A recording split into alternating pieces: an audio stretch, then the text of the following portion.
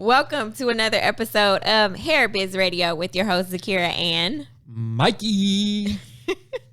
Mikey's on 10 currently with his. Do you have coffee in there or is that water? No, so this is actually one of my new favorite coffees. Okay, not a sponsor. It's funny how we always say not a sponsor, and right. all people say not a sponsor just because they talk about a product. But this is by. Let me grab it just so people on YouTube can see it. Is this fancy coffee?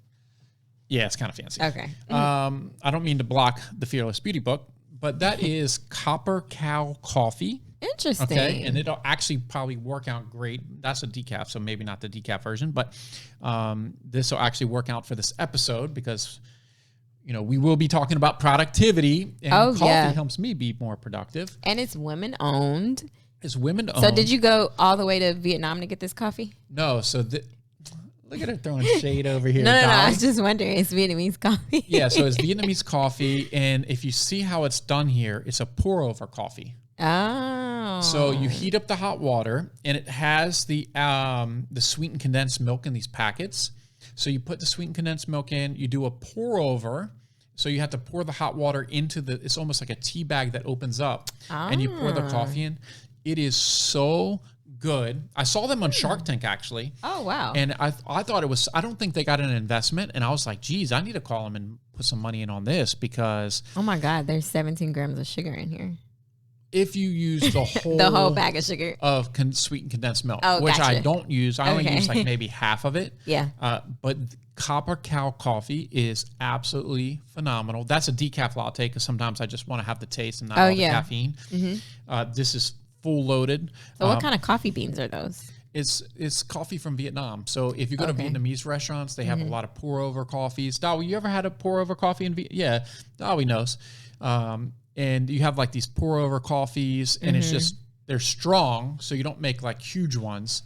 But man, they are good. You drink coffee or no? No, not really. When I went to Costa Rica last month, we went to this thing, and they taught us how to actually the different kind of coffee beans, right?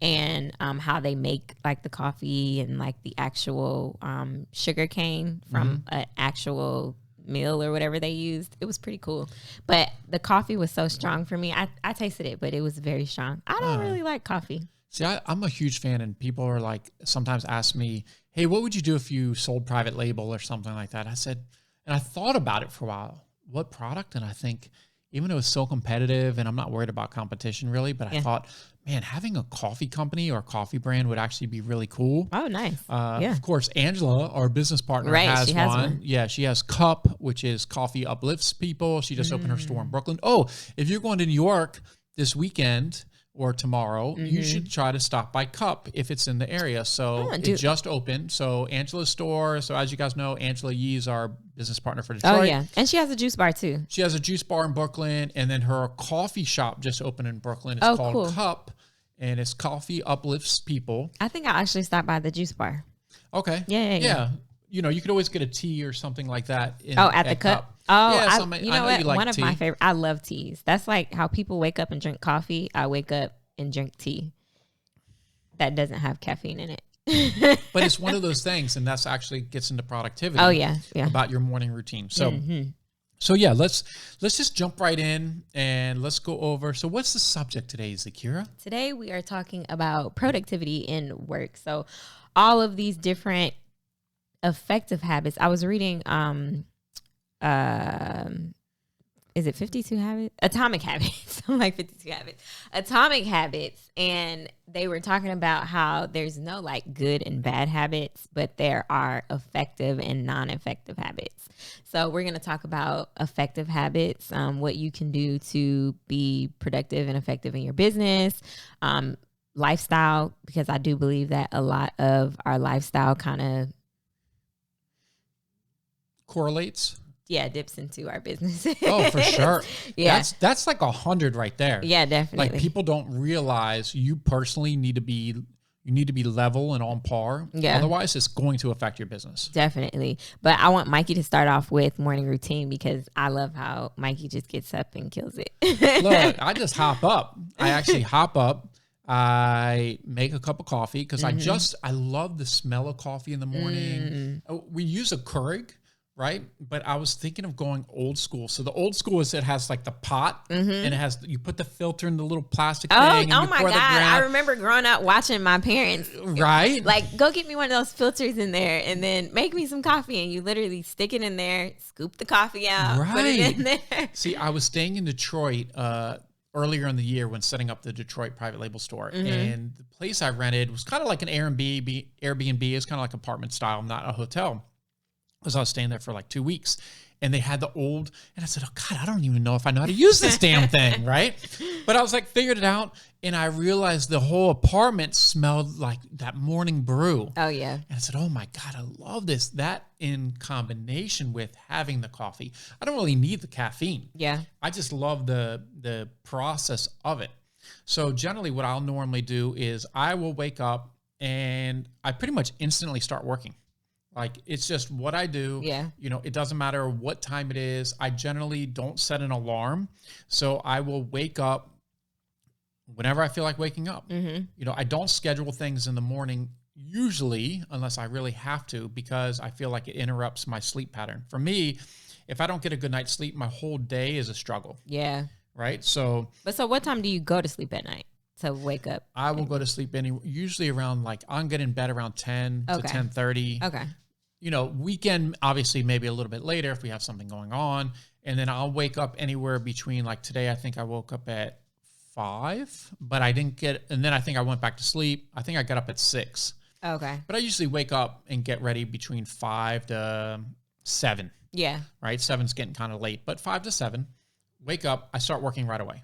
Okay. So you don't do Peloton or like any movement or anything before that? Because I like to just kind of wake myself up. I drink a couple glasses of water. Gotcha. I have some coffee. I'm feeling pretty good. I'm feeling more awake and aware.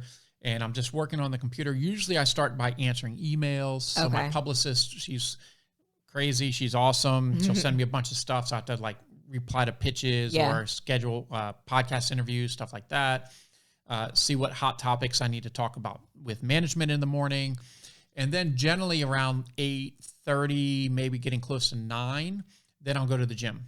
Where I live, the gym is downstairs, and I will go to the gym for 30 minutes.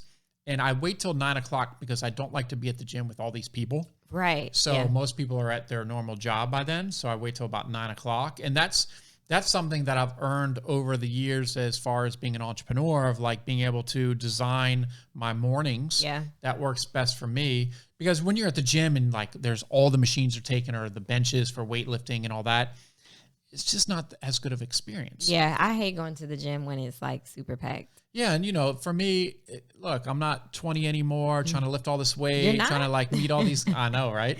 And trying to meet all these girls and stuff like that. So I'm going there to work out. Right. So I need it to be the best kind of, and usually they have the music like turned up really loud in the morning. Yeah. Which I don't understand at the gym, because everyone's wearing AirPods. Headphones, yeah. I'm like, why are you blaring the music when everyone's just trying to listen to their own thing? Yeah. I don't get it. But look, it's not my business. It is what it is.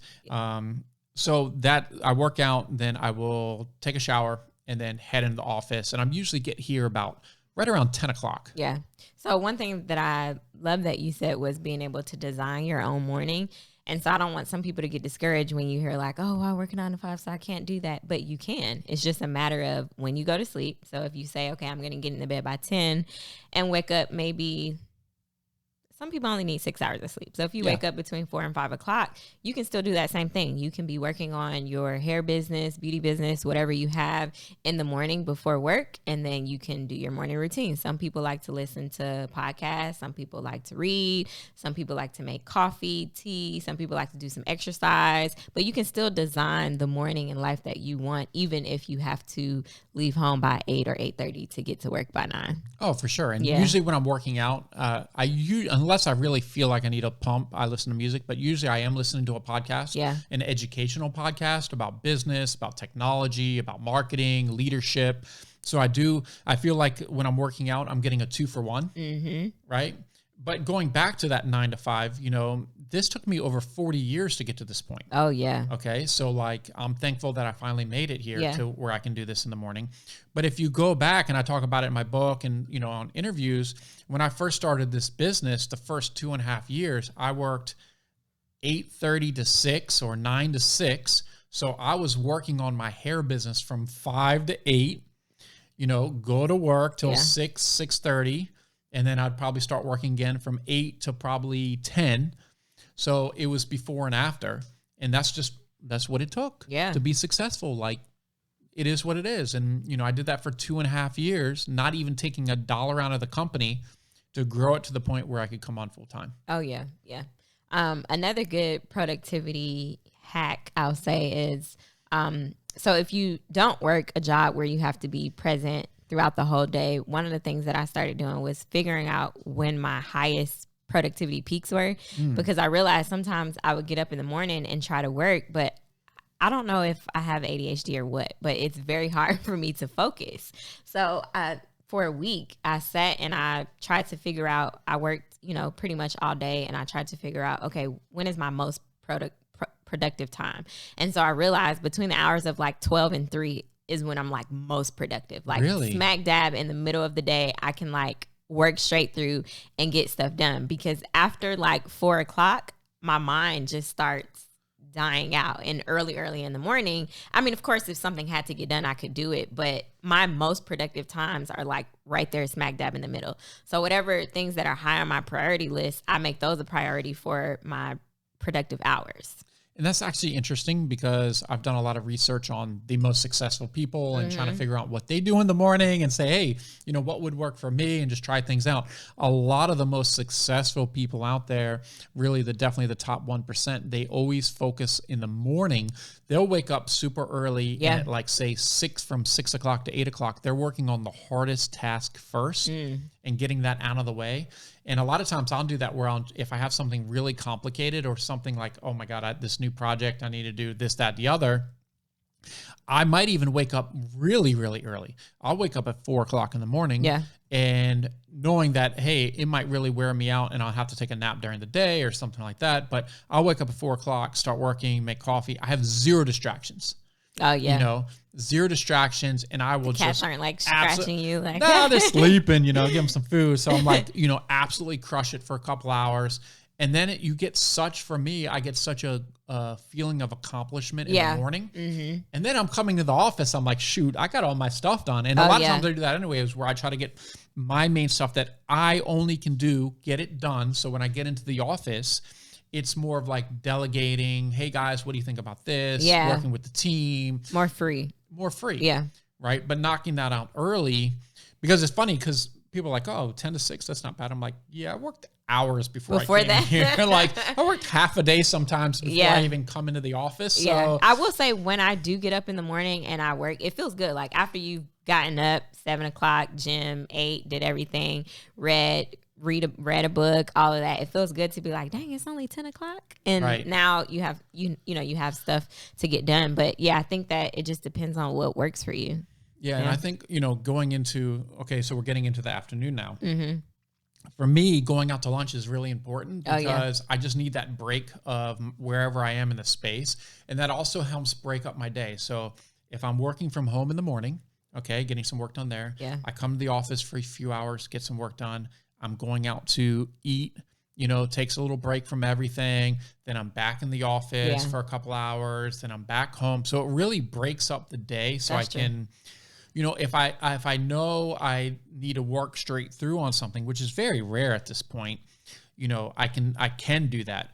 But having the day broken up, I feel like as long as I stay on task with like a to-do list and I'm meeting all my calendar appointments and all of that, I feel like I'm highly productive. Yeah, definitely. Another way to stay on track, we kind of talked about before, but calendar, utilizing your calendar.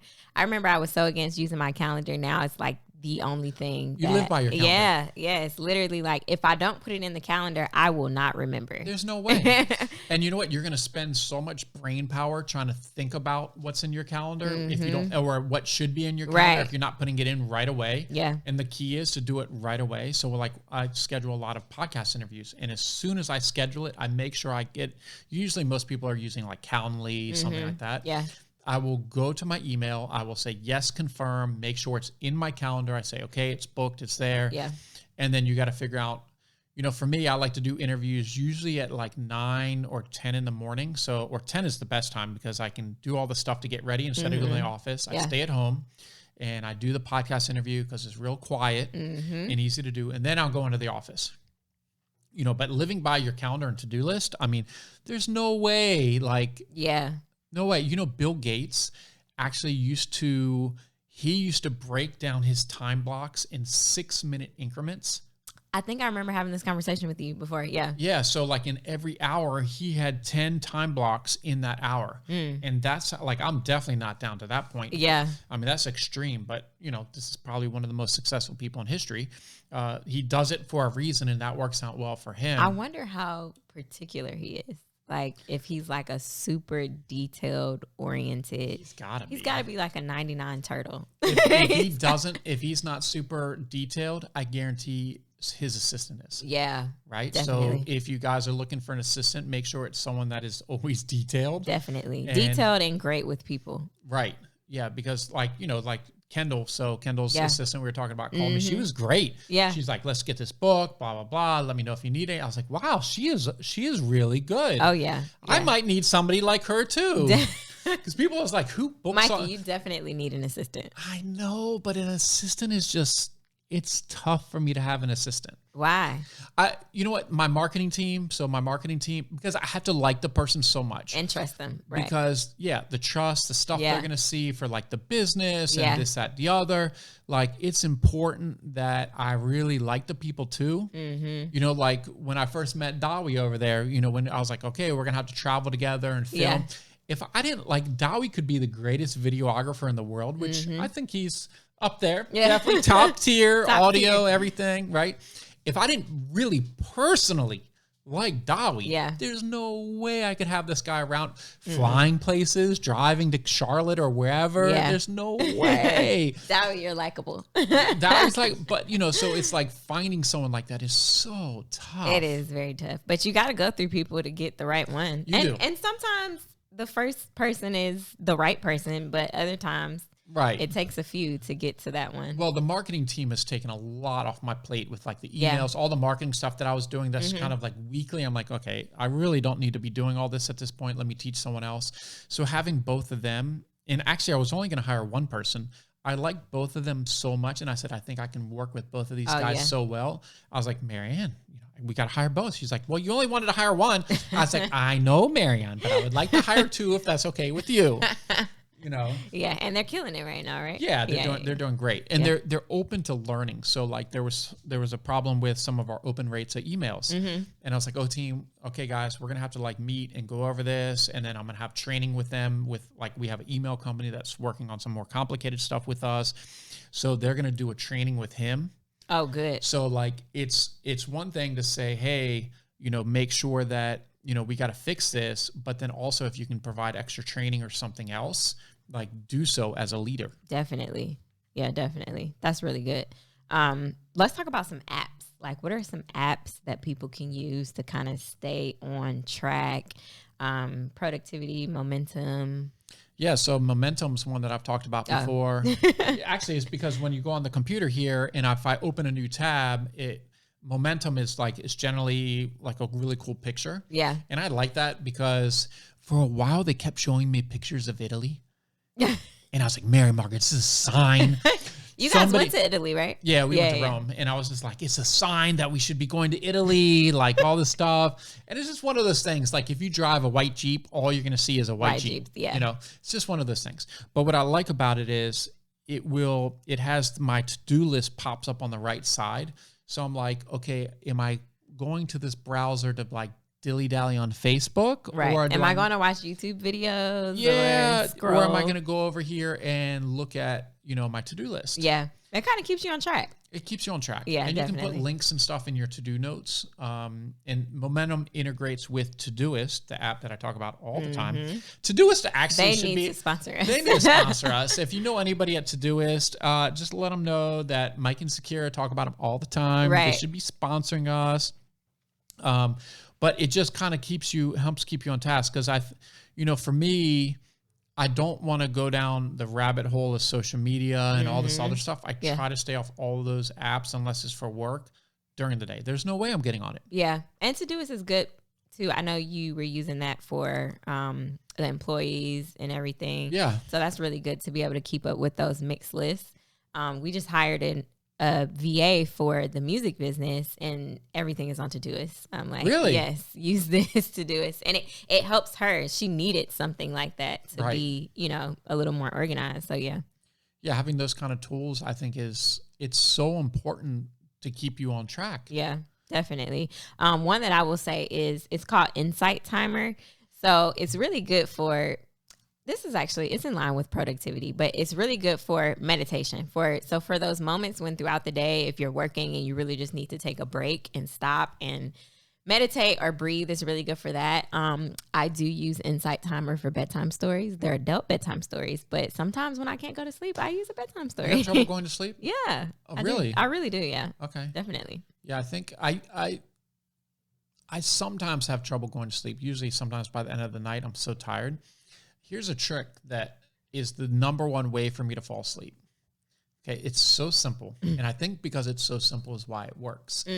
So you probably have the same problem as me, or the listeners here might have the same problem where you just can't shut your mind down. Yeah. Right? You're thinking about all this stuff. You're kind of it keeps racing and racing. So what I started doing, I started doing this years ago, is I would count backwards from 100. And with each breath, you count one number. So it's like 100. And I'm just doing it in my head, 99. Oh, and you fall asleep. And with each breath, you go down one number. And having to count backwards takes a little bit more than counting forwards. So it's going to take, you're going to stop thinking of all this stuff because you're trying to focus on counting backwards. You do it with each breath. So it's not 199, 98, 97, 99. That's not the purpose, to see how fast you can get to zero. Yeah. Very rarely do I get to zero. Oh, wow. Like most of the times I'm being my 90s, 80s, 70s. It even works if you're trying to take a midday nap. And see actually the reason why I started this was back in the day, I used to work 2 food service jobs. Okay. So I worked in 8 to 3, and then I would get home everything by like 3:30. And then I had to be in Buckhead at this restaurant at 5. Okay. And I worked 5 to midnight. So basically that's like on the clock, 8 to 3, 5 to midnight. That's a long day. That's a long day. Because you're up at 6:30, 7, and then you go to sleep at like 1, or getting home around 1, right? So in between, I would have max, because I'd have to take a shower, get ready for the next job. I'd have a max 30, 35 minutes. Nap. And I had to figure out the fastest way. Trust me, I learned quick and found a system for me to be able to take that nap. Because if I didn't have that 30-minute nap, I mean, that rest of the day was tough. Yeah. And sometimes, I mean, I would just, sometimes I wouldn't even make it to 90. So do you take naps on the couch or in the bed? Usually I will take a nap on the couch. I cannot take naps. Honestly, I can't take naps, period. If I take a nap in the bed, it's over. Like really? It is. My body is almost like programmed that when I'm in the bed, it's bedtime. Really? Yes. Especially if it's later in the day. Like it's just over for me. I have a hard time getting up if I take a nap. That's why I really just prefer to just like beast through stuff and get it done that way. I don't have to worry about I mean, you ever watched the show Seinfeld? Oh, a very, very long time ago. First of all, Seinfeld was one of the greatest shows ever. You know what? I think that was actually my dad's favorite show to watch. Yeah, Seinfeld. I mean, everyone watched Seinfeld in the 90s, Monk. Seinfeld and yeah. Monk. So Seinfeld, there was an episode, George Costanza, okay? George Costanza would literally go to work, and then he would sleep under his desk. And I was like, that's a brilliant idea. Well, I don't necessarily want to sleep under my desk, but behind you, I have a giant closet. Oh, yes. And inside my giant closet, I have the biggest beanbag ever. And there are times where it'll be like maybe 2:30, 3 o'clock. I maybe even had a cup of coffee, like afternoon coffee, which I try not to do. And I literally feel my mind shutting down. And what I usually say is, and my girlfriend laughs, is that it's overheating. Like my brain is overheating. I've been like nonstop pushing it all day, and it's overheating. I'm literally sitting here and I'm trying to fight it. And I'm like, why am I fighting it? Yeah. I don't need to fight it. Yeah. I go into my closet, I lay on my beanbag, and I will fall asleep for 30, 40 minutes. I wake up. Do you set an alarm or you just? Nah. Oh, yeah. Whatever. And, unless I had something to do. But yeah. Usually, my schedule, I won't fall asleep right before something. Right. And I will wake up, and the first couple minutes, I might be like, oh, my God, where am I? But, I'll have a glass of water or something, kind of activate the body a little bit. I'm good to go. And it makes because I feel it's 100% about productivity. Mm-hmm. Because I can feel my productivity just falling off a cliff. Yeah. And if I'm not productive, then I'm just wasting time. Mm-hmm. And if I'm wasting time, my clients won't be winning. Yeah, that's true. Right? Mm-hmm. Definitely. Yeah. What are some other productivity hacks? We talked about last episode, sticky notes. Yep. What were some of the other apps? think, but really we talked a little bit, not just for that, is getting into, I guess I don't want to get away from the apps, but getting into how you physically take care of yourself. Oh yeah. Healthwise. So if you have some apps that help keep you healthy, because being healthy during the day, it's going to help manage your energy levels. Oh, definitely. I realized that when I eat bad, it shows. For one, my gut starts getting a little bigger, but other than that, my energy is just super low, everything. I changed my diet for maybe 2 months. I was doing an alkaline diet just to kind of alkalize my body, and it was just something that was recommended. So I started doing that, and I felt completely different. My energy was different. When I woke up in the morning, I wasn't drowsy. It was just different. So what you put in your body definitely does matter. I'm not saying go all alkaline, but definitely watch what you eat, watch the carbs, watch the fried foods, make sure you're drinking enough water a day. And I think it depends on what your body type is, how much water you drink, or what your weight is. But making sure you're drinking enough water that goes with your body weight, because all that helps. Your supplements, whatever you're taking, herbs, everything. It makes a huge difference. Definitely. And working out is a part of that. For sure. I'm not saying you need to go bodybuilder lifting 200-pound weights, but at least getting on the treadmill, doing a mile or something, Yeah, you can just go walk outside. Yeah, it's outside. Free. There is no excuse. It's free. Definitely. Literally walk outside. Yeah. And while you're walking outside, I usually do two things, right? So I live on the Beltline here in Atlanta. So I usually at night when I'm in town, I'll walk 3 miles. Mm-hmm. Okay. During those 3 miles, I'll do one of three things. One, I will call friends and talk to family members, get caught up. Oh yeah, that's really business good. contacts, something like that, because I'm just walking. So and I have my AirPods in, so it's not like I'm running trying to do it. Right. I do that. I will listen to podcasts to educate myself. Yeah. Right, because I think that's really, really important. It is. And the third thing is sometimes I'll just listen to nothing, and it'll help clear my head. And then it helps boost my creativity. That's really good. Yeah. So I think you really have to find what works for you. So you can take some from everyone and everything, but really figure out what works for you. Because if you go and try to do a morning routine like Mikey does it, that might not work for you. Or how I do it, that might not work for you. So really going through and making sure you're doing what works for you. A book that I would recommend reading, I said it at the beginning, but Atomic Habits, it's phenomenal. Have you read that book? No. Did you read? It's really good. Good. Huh? Yeah, it's really good. Any book recommendations besides Fearless Beauty over here that we have Mikey's book? You know what? I actually haven't been reading lately. I've just been listening to podcasts. Yeah.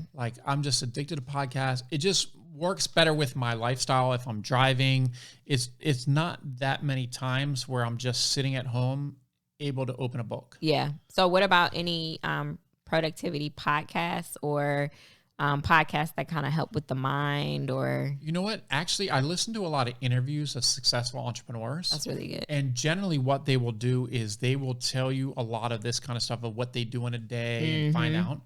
And I've actually gotten a lot of little tips from that. I'll never forget this most simple one that it changed. It helps me pretty much every day of my life. And I think you're going to know this as soon as I say it is everybody's computer, I make sure the mouse speed is all the way to the fastest. Yep. Right? What's funny is I did that. I have that on my computers at home. Yeah. So make your mouse speed to the fastest. At first, you feel like it's going all crazy and frantic.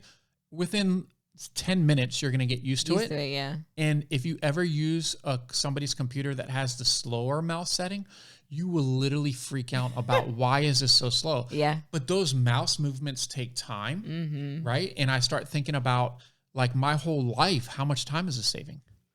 It's pretty crazy. Yeah, it is. I mean, I even think, I want to get a house this next year. It's one of my 2022 goals. And man, we're in 2022. I know. And I think about getting in and out of my parking garage at where I live. And it usually takes about 2 to 3 minutes to get up, 2 to 3 minutes to get down. That's like, say, a minimum of 6 minutes a day if I'm just going in and out once a week. Oh, yeah. I mean, once a day. Yeah. That's 6 minutes. That's for a week. That's 42 minutes a week. Yeah.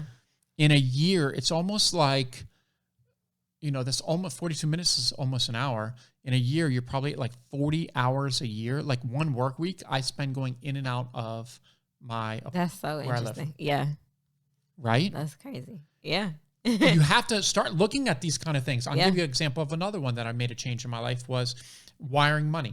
I used to go into the bank to wire money because, online wiring for most banks, you're set to like a certain limit a month. And I'm just like, guys, I do that in a week. Like you see my account. I'm just saying like just over the last couple of years, it got that big, right? Yeah. So there are ways to send larger wires more consistently.